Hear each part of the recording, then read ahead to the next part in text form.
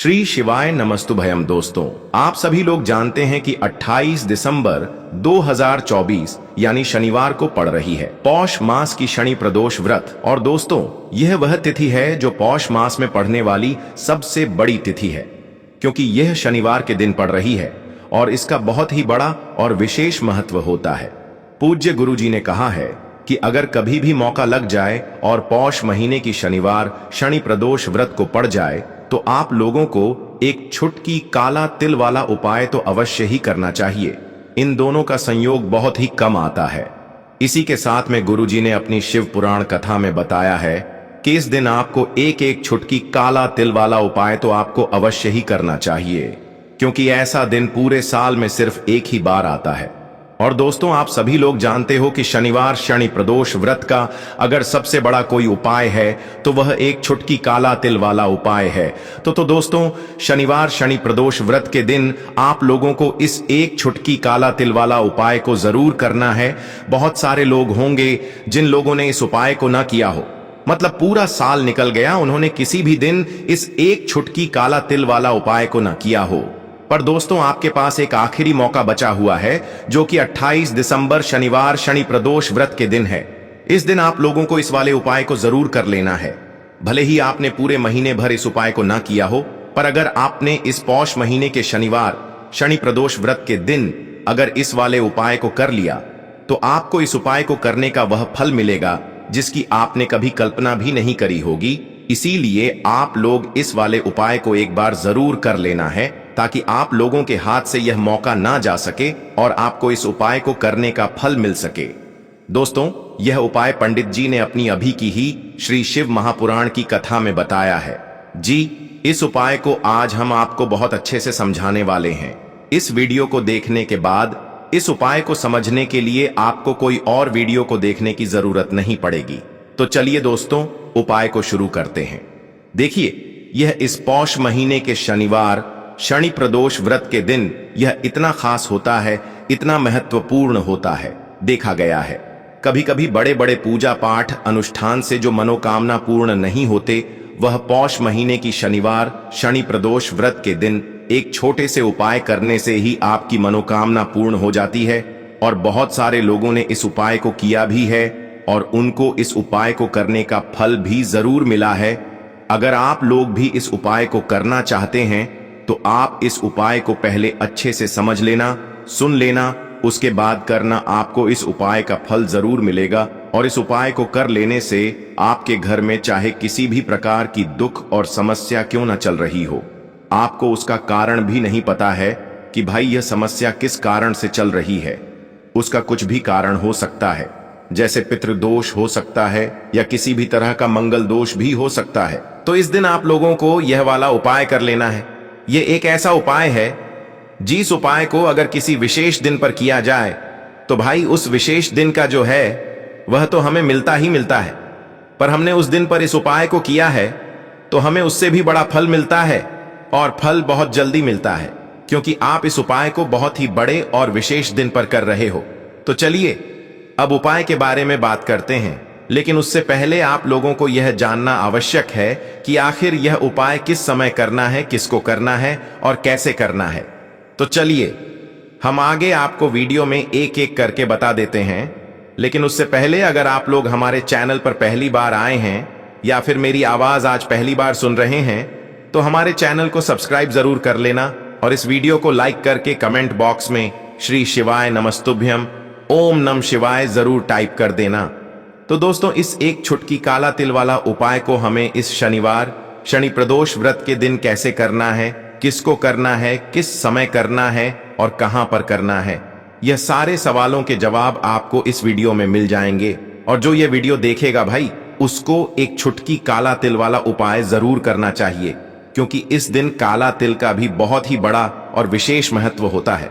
और जब बात आ जाए एक छुटकी काला तिल वाला उपाय की, तो यह सोने पे सुहागा वाली बात हो जाती है और यह एक बहुत ही बड़ा उपाय हो जाता है इस शनिवार शनि प्रदोष व्रत का।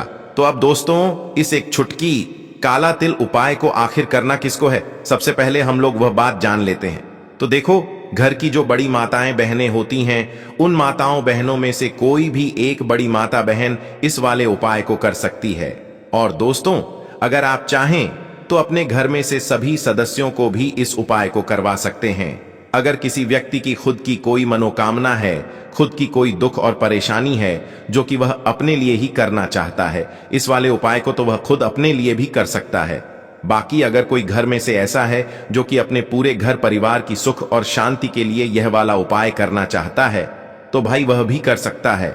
उसमें भी कोई दिक्कत वाली बात नहीं है। कहने का मतलब यह है कि इस उपाय को हर एक सदस्य भी कर सकता है और पूरे घर परिवार के सदस्य के लिए घर की बड़ी माताओं बहनों में से कोई एक माता बहन भी कर सकती है। माताएं बहनें अगर घर में उपस्थित ना हो या वह यह वाला उपाय ना कर पा रही हो, तो फिर घर का कोई बड़ा सदस्य भी इस एक छुटकी काला तिल वाला उपाय को कर सकता है, चाहे फिर वह पुरुष ही क्यों ना हो। उसमें कोई भी दिक्कत वाली बात नहीं है। उसके बाद में दोस्तों, जो अगला प्रश्न निकल कर आता है वो यह आता है इस उपाय को लेकर कि आखिर इस उपाय को हमें किस समय करना है, सुबह के समय करना है कि शाम के समय करना है। तो देखो, इस वाले उपाय को आप लोग सुबह के समय भी कर सकते हो और शाम के समय प्रदोष काल में भी कर सकते हो। अब अगर आप पूछो कि भाई सबसे उत्तम समय कौन सा रहेगा इस एक छुटकी काला तिल वाला उपाय को करने का, तो हम आपसे बस यही कहेंगे कि इस उपाय को आप सुबह के समय करेंगे तो ज्यादा बेहतर होगा। बाकी अगर प्रदोष काल शाम के समय भी करेंगे तो भी अच्छा होगा, उसमें कोई भी दिक्कत वाली बात नहीं है। तो अब दोस्तों, जो अगली सबसे बड़ी और महत्वपूर्ण बात आती है वह यह आती है कि सुबह अगर हम उपाय को करेंगे तो हमें कितने बजे से लेकर कितने बजे तक के बीच में करना है, और शाम के समय प्रदोष काल में करेंगे तो हमें कितने बजे से लेकर कितने बजे के बीच में करना है। तो देखो, सुबह जितनी जल्दी हो सके आप उपाय को करने की कोशिश करना। बाकी अगर किसी कारणवश लेट भी हो जाओ, थोड़ी देर भी हो जाए, तो 10 या 11 बजे तक भी आप उपाय कर लेना, पर 12 बजे से ज्यादा देरी ना हो, ठीक है? इस बात का ध्यान रखना। उसके बाद में दोस्तों, अगर शाम के समय प्रदोष काल की बात करें, प्रदोष काल का जो समय होता है वो शाम के 6 बजे से शुरू हो जाता है। मतलब शाम के 6 बजे से लेकर 7 बजे के बीच का जो समय होता है, यह समय प्रदोष काल का समय होता है। तो आप इस उपाय को 7 या 8 बजे के बीच में भी कर सकते हो। मतलब शाम के 6 बजे से रात 8 बजे के बीच में आप कभी भी इस वाले उपाय को कर सकते हो, उसमें कोई भी दिक्कत वाली बात नहीं है। देखिए, यदि हम किसी भी प्रकार के उपाय को निश्चित दिन और निश्चित तिथि पर करते हैं तो इसका हमें बहुत अधिक लाभ मिलता है, और इन उपायों को करने के बाद हमारे जीवन में बहुत अधिक परिवर्तन आता है। साथ ही साथ यह जो उपाय आपके जीवन की सारी परेशानियों को और सारी बाधाओं को दूर करने वाले हैं। देखिए दोस्तों, आज के इस पूरे ही वीडियो में हम आपको 3 चमत्कारिक उपाय बताने वाले हैं, और यह तीनों ही उपाय बहुत ही खास और बहुत ही ज्यादा विशेष होने वाले हैं। तो चलिए दोस्तों, जान लेते हैं गुरुजी द्वारा बताए गए सबसे पहले उपाय के बारे में। देखिए, इस उपाय को करने के लिए सबसे पहले तो आपको काले तिल लेने होंगे। देखिए, काले तिल जो है वह भगवान शनिदेव को प्रसन्न करते हैं। काले तिल भगवान शिव को प्रसन्न करते हैं। तो देखिए, आपको मात्र 1 चुटकी की काले तिल लेने होंगे, और इसी के साथ में आपको थोड़ा सा शहद लेना होगा। देखिए, शहद जो है आपको मात्र 1 चम्मच ही लेना है, और इसी के साथ में आपको एक तांबे के पात्र के अंदर अपने घर से शुद्ध जल लेना होगा। देखिए दोस्तों, यह जो उपाय है आप सुबह से लेकर के शाम तक किसी भी समय में कर सकते हैं, लेकिन प्रदोष की तिथि है, इसीलिए प्रदोष काल के समय में करते हैं। तो आपके लिए यह उपाय बहुत ही अधिक सर्वोत्तम होता है। प्रदोष काल के बारे में जिन लोगों को भी जानकारी नहीं है, उन्हें बता दें कि प्रदोष काल का समय सूर्यास्त से 45 मिनट पूर्व शुरू होता है और सूर्यास्त 45 मिनट बाद तक रहता है। तो इस समय में भी आप यह उपाय कर सकते हैं। देखिए, सबसे पहले तो आपको इन सभी सामग्रियों को भगवान शिव के मंदिर में लेकर के पहुंचना है। अब मंदिर पहुंचने के बाद आपके पास जो शहद है, सबसे पहले तो इसे आपको अपने सीधे हाथ की हथेली पर अच्छे से लगा लेना है। यानी कि पूरे ही शहद को आपको अपने सीधे हाथ की हथेली पर लगा लेना है, और आपके पास जो 1 चुटकी काले तिल है उन्हें भी आपको अपने सीधे हाथ की हथेली पर रखना है। अब आपको शहद और काले तेल का लेपन भगवान शिव के शिवलिंग पर अच्छे से कर देना है। देखिए, आपको काले तिल और शहद का लेपन कटी वाले भाग के ऊपर ऊपर करना है। तो इस प्रकार से आपको शहद और काले तिल का लेपन अच्छे से शिवलिंग पर कर देना है। देखिए, काले तिल का लेपन करते समय आप शनेश्वर महादेव का मन में स्मरण कर सकते हैं। साथ ही साथ यदि आपके जीवन में कर्ज की स्थिति बहुत अधिक है, कर्ज आपके जीवन में बहुत अधिक बढ़ने लगा है, तो फिर आप आणमुक्तेश्वर महादेव का स्मरण भी कर सकते हैं। दोनों में से आपकी समस्या के लिए जो भी उचित है उस नाम का आपको स्मरण कर है। अब अंत में जो आपके पास एक लौटा जल है, इसे आपको धीरे धीरे शिवलिंग पर समर्पित कर देना होगा। श्री शिवाय नमस्तुभ्यम इस मंत्र का जाप करते हुए आपको आरण मुक्तेश्वर महादेव या फिर शनेश्वर महादेव का स्मरण करते हुए यह एक लौटा जल भगवान शिव के शिवलिंग पर ही अर्पित कर देना है। आपके जीवन की जो भी बड़ी से बड़ी परेशानी है, जीवन के जो भी संकट है, वह मात्र इन उपायों को करने से दूर होती है। तो यह उपाय विशेषकर आपको कर्ज से जुड़ी हुई समस्या को और शनि से जुड़ी हुई समस्या को दूर करने के लिए करना है। अब दोस्त, हम जान लेते हैं गुरुजी द्वारा बताए गए दूसरे उपाय के बारे में। देखिए, यह उपाय विशेषकर उन लोगों को करना है जिनके जीवन में संकट, ग्रह क्लेश की समस्या बहुत ही अधिक रहती है, यानी कि आपके घर में बहुत ही ज्यादा परेशानियां रहती हैं। घर में एक दूसरे से लोग अच्छे से बात नहीं करते हैं, बात बात पर लड़ाई झगड़े होते रहते हैं। यदि आप भी चाहते हैं कि आपके पूरे परिवार की एकता बरकरार रहे और आपके घर के जो यह क्लेश हैं, यह सभी दूर हो जाएं, चाहे पति पत्नी में लड़ाई हो रही हो, भाई भाई में आपस में लड़ाई हो रही हो, घर के किसी भी सदस्य से आपस में लड़ाई हो रही हो, तो जैसे ही आपके घर में सुख शांति बढ़ने लगेगी, वैसे ही आपके घर में माता लक्ष्मी स्वतः ही चली आएगी। तो यदि आपके घर में भी परेशानियां हैं, बच्चे बात नहीं मानते हैं, बड़े बात नहीं मानते हैं, तो फिर आपको यह उपाय करना है। तो देखिए, इस उपाय को करने के लिए सबसे पहले तो आपको शमी के पत्ते लेने हैं। शमी के पत्ते आप 1, 3, 5, 7 यानी कि जितने भी आप शम पत्र लेने चाहते हैं उतने ले सकते हैं, लेकिन आपको शम पत्र विषम संख्या में ही लेने हैं। शमी पत्र के साथ में आपको लेना होगा थोड़ा सा शहद, और इसी के साथ में आपको लेना होगा मात्र एक लोटा शुद्ध जल। अब देखिए, आपको इन सभी सामग्रियों को लेकर के पहुंचना है। भगवान शिव के मंदिर में यह उपाय भी आप सुबह से लेकर के शाम तक किसी भी समय में कर सकते हैं। साथ ही साथ प्रदोष काल के समय में भी आप इस उपाय को कर सकते हैं। देखिए दोस्तों, सबसे पहले तो आपके पास जो एक लौटा शुद्ध जल है, इसे आपको धीरे धीरे शिवलिंग पर अर्पित कर देना होगा। श्री शिवाय नमस्तुभयम इस मंत्र का जाप करते हुए। अब देखिए, जल अर्पित करने के बाद आप जो शमी पत्र लेकर के हैं, उन क्षम पत्रों को आपको जो आप शहद लेकर के आए हैं उनके अंदर डालने हैं। देखिए, जैसे आप यह क्षम पत्र शहद के अंदर डालेंगे तो यह जो कम पत्र हैं एक दूसरे से अच्छे से चिपक जाएंगे।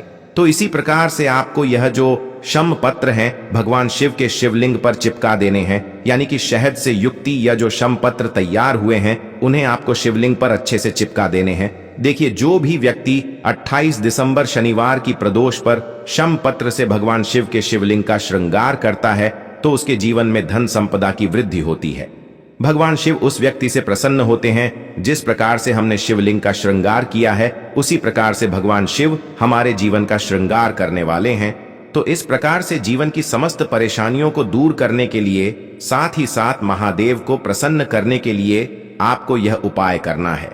अब दोस्तों, हम जान लेते हैं तीसरे विशेष उपाय के बारे में। यह उपाय भी बहुत ही चमत्कारिक होने वाला है।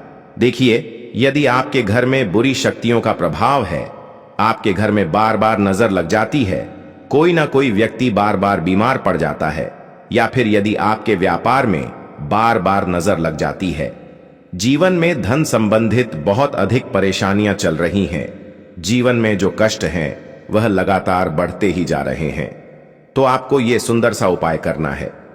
देखिए, इस उपाय को करने के लिए सबसे पहले तो आपको मात्र 2 काली मिर्च लेनी है। इसी के साथ में आपको एक स्टील के पात्र के अंदर 2 चम्मच कच्चा दूध लेना है, और उसमें आपको शुद्ध जल मिलाकर के कच्चे दूध से युक्त जल तैयार करना है। इसी के साथ में आपको एक तांबे के पात्र के अंदर शुद्ध जल लेना है। साथ में आपको एक मिट्टी का दीपक लेना है, और उसी के अंदर आपको एक कपूर का टुकड़ा भी डाल देना है। तो देखिए, आपको 2 काली मिर्च लेनी है। कच्चे दूध से युक्त जल तैयार करना है स्टील के पात्र के अंदर। इसी के साथ में आपको एक तांबे के पात्र के अंदर जल लेना है। साथ में आपको एक मिट्टी का दीपक और उसी में आपको एक कपूर का टुकड़ा डाल लेना है। अब देखिए, ये सभी सामग्रियां लेकर के आपको पहुंचना है प्रदोष काल के समय में भगवान शिव के मंदिर में। देखिए दोस्तों, मंदिर पहुंचने के बाद आपके पास जो 2 काली मिर्च हैं, उनमें से एक काली मिर्च को आपको अच्छे से चूरा कर लेना है, यानी कि बारीक कर लेना है। और इस काली मिर्च को आपको कच्चे दूध वाले जल के अंदर डाल देनी है। एक काली मिर्च आपको कच्चे दूध वाले जल के अंदर डाल देनी है, अच्छे से बारीक चूरा करके। अब सबसे पहले तो आपको जो कच्चे दूध वाला जल है, उससे भगवान शिव के शिवलिंग का अभिषेक करना होगा। श्री शिवाय नमस्तुभयम इस मंत्र का लगातार जाप करते हुए जब भी आप यह कच्चे दूध वाला जल अर्पित करेंगे, तब आपको श्रम ईश्वर महादेव का मन में स्मरण करना है, ताकि आपके जीवन की जो भी समस्याएं हैं वह सभी समाप्त हो सके। काली मिर्च से भगवान शिव के शिवलिंग का अभिषेक करना शनि दोष को भी दूर करता है, साथ ही साथ नजर दोष को भी दूर करता है। अब दोस्तों, कच्चे दूध वाले जल से अभिषेक करने के बाद आपके पास जो एक लोटा शुद्ध जल था तांबे के पात्र के अंदर, इसे भी आपको भगवान शिव के शिवलिंग पर ही अर्पित कर देना होगा। श्री शिवाय नमस्तुभ्यम इस मंत्र का जाप करते हुए। अब देखिए दोस्तों, आप जो एक दीपक लेकर के आए थे, जिसमें आपने कपूर के टुकड़े डाले हुए हैं, साथ ही साथ आपने काली मिर्च डाली हुई थी, इसे आपको भगवान शिव के शिवलिंग के सामने ही प्रज्वलित कर देना है। और ये जो दीपक है, इससे आपको शिवलिंग के सीधी तरफ, यानी कि जहां पर गणेश जी का स्थान होता है, उसके नीचे की तरफ आपको यह दीपक जलित करना है। जीवन के जो भी कष्ट होंगे, जो भी परेशानी होगी, वह इस उपाय के माध्यम से निश्चित ही दूर होंगे। तो यह उपाय भी आपको इस शनिवार की इस शनि प्रदोष पर के समय में जरूर करना है। तो दोस्तों, यह थे पूज्य गुरु जी द्वारा बताए गए कुछ बहुत ही खास उपाय। अगर आपको जानकारी अच्छी लगी हो तो वीडियो लाइक करिएगा। मिलते हैं फिर एक नए वीडियो के साथ। श्री शिवाय नमस्तुभयम।